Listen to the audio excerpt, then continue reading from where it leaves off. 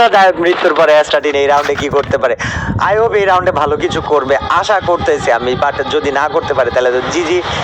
UMP M18 আছে অ্যাস্টাটিনের কাছে, আর তার সাথে গাইজ হেল্পিং হ্যান্ড হিসেবে শট ফ্রম দিস বয়। এরা সুন্দর একটা হেডশট ছিল গাইজ, এন্ড সুন্দর হেডশট দেখলে সুন্দর রিয়াকশন আসবেই। আমি নিজের কন্ট্রোল করতে পারি না, আমার সুন্দর শট দেখলে অনেক ভালো লাগে গাইজ, কজ সুন্দর শটের মধ্যে না কেন জানি আমার মনে হয় আর্ট কাজ করে। একটা শট, সুন্দর শটের মধ্যে আর্ট কাজ করে। বাট অ্যাস্টাটাইন ওয়ালের ফাড়াই পড়ে গেছে। ও অলিভ ক্র্যাপ ও ওয়াও, আর একটা গেছে, দুইটা। আমার সাথে তোমরা গুনতে থাকবা গাইজ, দুইটা গেছে, ঠিক আছে।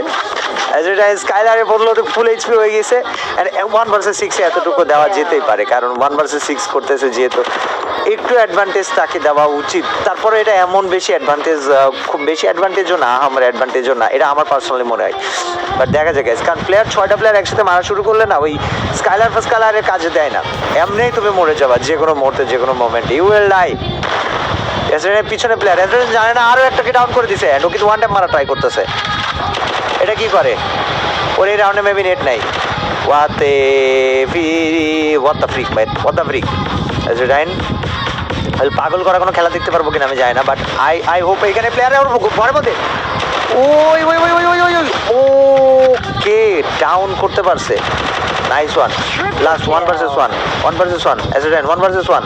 জোন তরস কেন বেটা জোন তরস কে মার, আরে মার, আবে ভোসড়ি কে মার, ওয়াল খুইলা মার আবে ভাই সাব, ভাই